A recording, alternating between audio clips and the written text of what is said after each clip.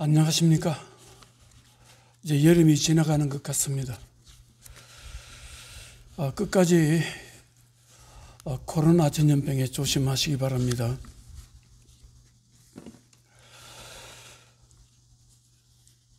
연세대학교 명예철학 교수님 김형석 교수님 여러분들 잘 아실 것입니다. 대한민국 서양 철학자로서 원록 철학자이시죠. 그분의 책을 저는 좀 읽는 편입니다. 그분의 책에 보면은 젊었을 때의 고민이 있습니다. 그분은 일본에서 대학교 공부를 하셨죠. 그리고 또 젊은 시절에는 그 일본군 학도병 때문에 큰 고민이 있었다고 합니다. 이분이 가까이 지낸 친구분들이 있었는데 친구분들도 다 나름대로 고민이 있었겠죠. 그때는 국가적인 문제도 있고 나라도 이랬기 때문에 한 사람은 목사님의 아들인데 성이 박군이 있었고, 또 한 사람은 장로님의 아들인데 허씨가 있었답니다. 가깝게 지내는데 박군은 아버지가 목사님이지만 공산주의자였던 진영을 따라서 북한 체제를 좋아해서 북한에 남았다고 합니다. 허군이라는 친구는 장로님 아들이었지만 이분도 북한 체제가 좋아서 이북에 남았다고 합니다. 허군이라는 친구는 공산당원으로서 활동하다가 나중에 숙청이 되어서 자신이 자살했다고 합니다. 그런데 김형석 교수님은 자기는 도저히 북한 체제를 공산주의 체제를 용납할 수 없었기 때문에 자기는 기독교 신앙인이기 때문에 북한에서 탈출을 한 것입니다. 북한에서 남쪽으로 넘어온다는 것은 잘못하게 되면 생명을 잃게 되는데 넘어왔다고 합니다. 그러면서 젊은 시절에 있었던 자기 친구들하고의 고민을 이야기하면서 자신이 이북에서 내려온 것은 자신을 향한 하나님의 인도하심이 있었고 자신을 구원하고자 하시는 하나님의 뜻이었다고 그런 이야기를 합니다. 아마 성도님들께서도 지난날을 되돌아보면 하나님께서 자신을 구원하시고 살리시기 위해서 하나님께서 간섭하셔서 자신이 살아났다는 크고 작은 고민이 그런 경험이 있을 것입니다. 사람들은 예수 믿기 전에는 무엇을 결정할 때는 자신의 생각과 판단으로 결정하게 됩니다. 자신의 생각이나 판단에 자신이 없거나 확신이 없을 때에는 자신보다 더 지혜로운 사람을 찾거나 더 경험 있는 사람을 찾아서 상담하거나 그들의 의견을 물어서 결정하게 될 것입니다. 그러나 예수님을 믿으면서 우리들이 경험하는 일 중에 하나는 자신이 결정하거나 선택했음에도 불구하고 그 배후에는 자신을 사랑하시는 하나님께서 자신을 살리시기 위해서 자신을 구원하시기 위해서 자신의 생각과 판단과 결정에 간섭하셨다는 것을 경험하게 됩니다. 사랑하는 성도 여러분, 자신의 결정과 판단에 하나님께서 간섭하시고 도와주신다는 것을 신앙인들이 알게 되면 어떻게 될까요? 어떤 문제로 기도할 때 하나님의 뜻을 물어볼 것입니다. 사람의 결정과 선택에 하나님께서 간섭하셔서 사람이 지혜롭게 판단하고 결정할 수 있도록 일하신다는 것을 알면 알수록 사람들은, 신앙인들은 기도할 때 하나님의 뜻을 물어보면서 자신의 앞길을, 문제를 선택하고 결정할 것입니다. 믿음의 왕 다윗 왕의 파란만장한 삶을 알아보려면 구약 성경 사무엘 상하를 읽어보면 다윗이 어떤 삶을 어떻게 살았는가를 우리는 알 수 있습니다. 다윗의 삶을 보면 한마디로 고난과 문제 가운데 하나님을 바라보면서 살았던 삶인 것을 알 수가 있습니다. 하나님을 바라보면서 살았다는 것은 기도하는 삶이었다는 것을 의미하는 것입니다. 그런데 다윗의 기도에 보면 단순히 하나님의 도우심과 구원하심만을 위해 기도한 것이 아니라 하나님 뜻 가운데서 무엇을 결정하기 위해서 기도한 것을 볼 수가 있습니다. 하나님, 나는 지금 이런 문제가 있습니다. 어떻게 결정했으면 좋을지 모르겠습니다. 하나님께서 선하게 결정할 수 있도록 인도해 주십시오. 이런 기도를 다윗은 참으로 많이 했던 분입니다.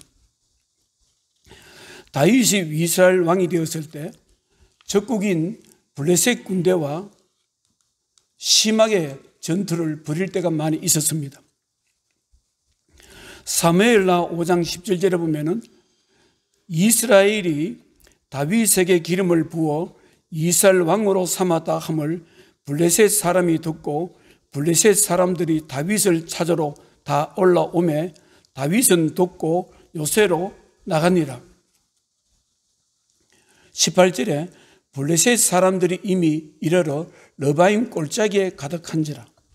이러한 상황에서 다윗은 하나님께 기도를 합니다. 이 전투를 어떻게 시작하고 어떤 선택으로 어떤 전략을 해야 되는지, 하나님께서 도와주시는지, 이 전투에 이길 수 있는지 물어봅니다. 19절에 다윗이 여호와께 여쭈어 이르되 내가 블레셋 사람에게로 올라가리이까 여호와께서 그들을 내 손에 넘기시겠나이까 하니 여호와께서 다윗에게 말씀하시되 올라가라, 내가 반드시 블레셋 사람을 내 손에 넘기리라 하신지라. 다윗은 하나님의 뜻을 물어보고 결정을 해서 이제 블레셋과의 전투를 해서 그들을 물리치게 됩니다. 1차 전투가 끝나고 난 뒤에 블레셋 군대는 다시 군사를 모아서 다시 쳐들어오게 되는 것입니다. 22절에 보면은 블레셋 사람들이 다시 올라와서 러바임 골짜기에 가득한지라. 23절에 다윗이 여호와께 여쭈니 이르시되 올라가지 말고 그들 뒤로 돌아서 뽕나무 숲을 맞은편에서 그들을 기습하되 뽕나무 꼭대기에서 걸음 걷는 소리가 들리거든 공격하라. 그때에 여호와가 너보다 앞서 나아가서 블레셋 군대를 치리라 하신지라. 다윗은 전투를 하면서 하나님 뜻을 물어봅니다. 하나님의 결정을 물어봅니다. 하나님 뜻을 물어보고 하나님 뜻 가운데서 결정을 하고 순종해서 전투를 하게 되는 것입니다. 한 번은 오래전 일입니다. 오산에 가면은 유명한 선구사가 있습니다. 이름이 갑자기 생각 안 나는데요. 저희들이 그 교회에서 이제 교회 의자를 많이 구입하게 되었습니다. 구입하러 갔다가 그 회장님하고 만나서 이야기하는데 그 장로님, 회장님께서 서울의 압구정동에 있는 감리교회, 강림교회 김선도 목사님께서 담임하시던 그 교회 장로님이셨습니다. 그런데 마침 제가 장로님과 교회 의자를 사기 위해서 상담하러 갔다가 장로님께서 저에게 이런 말씀을 합니다.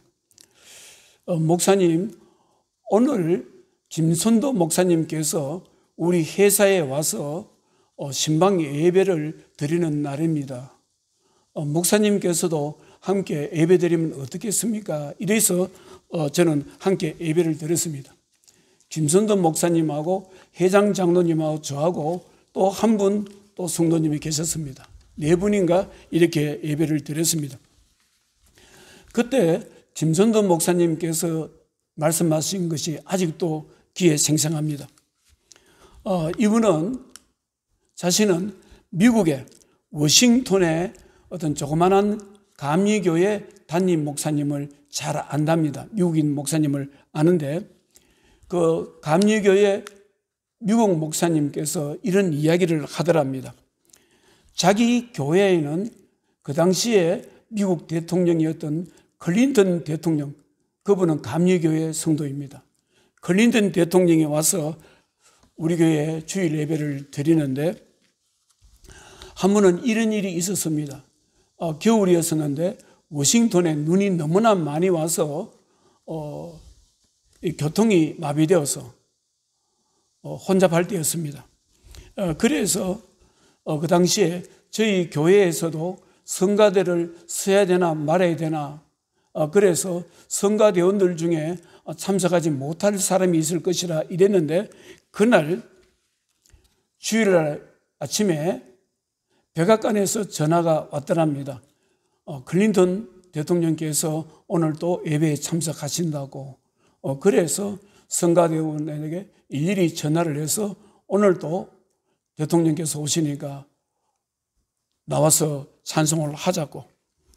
그래서 예배를 이제 드렸답니다. 그래 예배를 끝나고 난 뒤에 그 담임 목사님께서 클린턴 대통령에게 물어보았다 합니다. 대통령 각하께서 이 워싱턴에는 우리보다 큰 교회, 큰 감리교회도 있고 저보다 더 훌륭한 목사님들이 있는데 왜 하필이면 조그만한 우리 감리교회에 나오십니까? 이렇게 하니까 그분이 이런 이야기를 하더랍니다. 자기가 대통령이 되고 보니까 대통령은 결정하는 자리라 합니다. 무엇을 선택하는, 국가의 어떤 중요한 문제가 있으면 최종적으로 선택하고 결정하는 것이 바로 대통령의 자리인데 그래서 늘 마음이 무거웠다 합니다. 왜냐하면 결정을 한번 잘못하게 되면 곧바로 국민들에게 손해가 되고 국가에 어떤 해를 끼치기 때문에 항상 어떤 중요한 일을 결정을 할 때는 마음이 무겁다 합니다. 그런데 이 교회에 와서 주일날 이래 예배를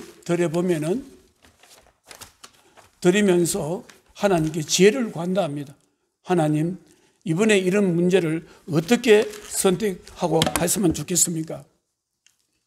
어떻게 결정했으면 좋겠습니까? 이러면은 하나님께서 지혜를 주셔가지고 저는 비교적 선택을 잘하고 결정을 잘했다.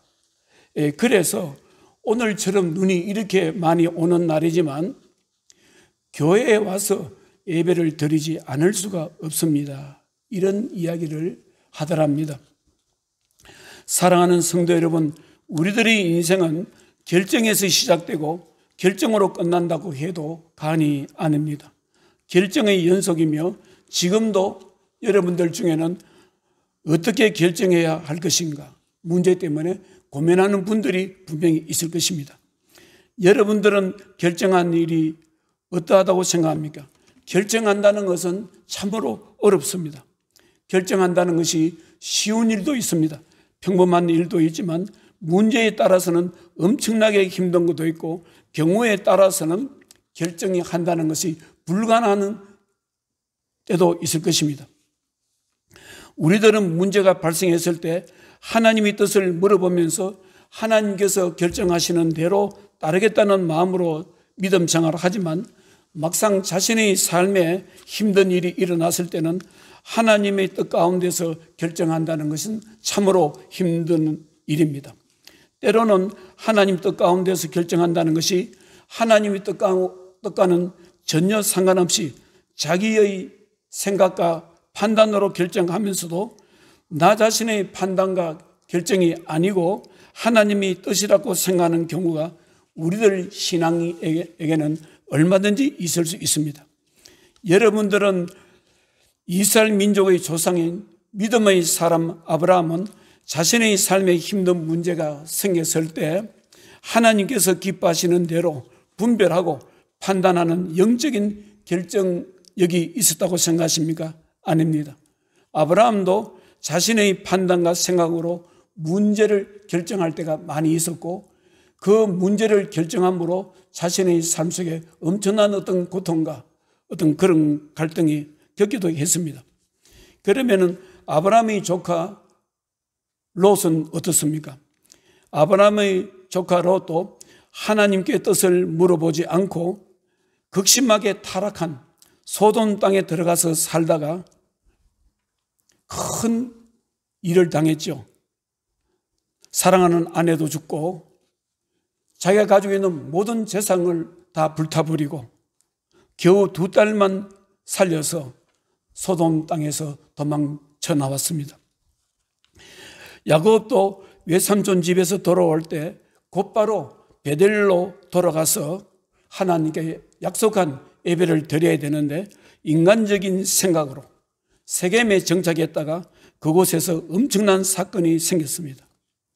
그 사건으로 인해서 야곱의 아들 시몬과 레위가 세겜 성읍 사람들을 살육하는 그런 무서운 사건도 발생했습니다. 여호수아 7장에 보면은 유다 사람 아버지 아간의 잘못된 생각과 판단으로 여리고 성이 무너질 때 얻었던 전리품 중에 몇 가지를 훔쳤다가 자신과 자신의 아내, 사랑한 자식들, 자신이 가지고 있는 모든 가축들도 죽음을 당했다는 것은 여러분들이 아실 것입니다. 이스라엘 초대왕 사울도 시작은 하나님의 놀라우신 은혜로 시작했지만 국가의 중요한 일을 결정할 때 하나님의 뜻을 알고서도 자신의 마음대로 결정함으로 자신의 인생을 망쳤던 사람이었습니다. 예수님의 제자 가룟 유다는 예수님을 은 30냥의 유대 지도자들에게 팔아버릴 때 가룟 유다는 하나님의 뜻을 물어보았습니까? 자신이 어떻게 결정하는 것이 좋은가? 하나님께 물어보았습니까? 그는 물어보지 않았습니다. 순전히 자신의 생각과 자신의 판단과 자신의 감정으로 판단해서 결정한 것입니다. 결국은 가룟 유다는 자신의 잘못된 결정으로 자신은 자신의 손으로 자살을 해서 인생을 마감했습니다. 사랑하는 성도 여러분, 여러분들은 무엇을 결정하게 될 때 어떤 방법으로 결정하고 있습니다? 결정하고 있습니까? 문제를 파악한 후에 자신의 지혜와 자신의 경험으로 결정하십니까? 아니면 결정하는 일에 하나님의 도우심을 위해서 기도하고 있습니까? 혹시 어떤 문제로 고민을 할 때 기도한다고 하면서도 자신의 향한 하나님 뜻은 물어보지 아니하고 눈앞에 있는 편리함과 이익 때문에 순전히 인간적인 생각으로 결정할 때는 없습니까? 저는 가끔 성도들에게 이런 말을 듣습니다. 목사님, 제가 기도를 하다가 기도 응답을 받았습니다. 그리고 자신이 기도 응답 받은 내용을 이야기해 줍니다. 그런데 가만히 들어보면은 하나님의 뜻 가운데 응답받은 것이 아니고 자신이 생각하고 판단한 것을 하나님이 응답으로 말한다는 것을 저는 느낄 수가 있었습니다. 사랑하는 성도 여러분, 왜 우리들은 기도합니까? 한편으로는 하나님의 도우심을 위해서 기도합니다. 또 한편으로는 하나님께 자신의 인생의 길을 물어보는 것입니다. 자신의 인간적인 생각과 판단을 내려놓고 하나님의 생각과 판단과 결정하심을 물어보는 것이 기도인 것입니다. 여러분들은 사람이 가지고 있는 지혜를 어떻게 생각하십니까? 세상에는 사람들의 지혜로 가득 차 있습니다. 사람의 지혜가 가득 찬 책들로 가득 차 있습니다. 서점 가면은 왜 그렇게 책이 많은지 엄청난 책이 많아서 현기증을 일으킬 정도로 책은 많습니다. 사람들은 인간적인 지혜가 가득 찬 세상에서 사람을 통해서, 책을 통해서, 인생의 선배를 통해서, 멘토를 통해서 자신의 인생의 길을 묻고 지혜를 얻으려고 합니다.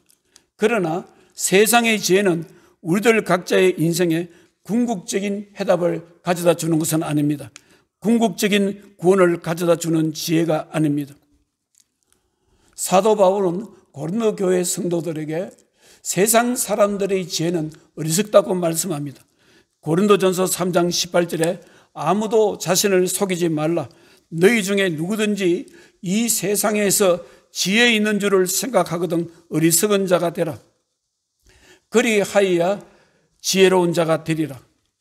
이 세상 지혜는 하나님께 어리석은 것이니 기록된 바 하나님은 지혜 있는 자들로 하여금 자기 깨에 빠지게 하시는 이라 하였고, 고린도전서 3장 20절에 또 주께서 지혜 있는 자들의 생각을 헛것으로 아신다 하셨느니라.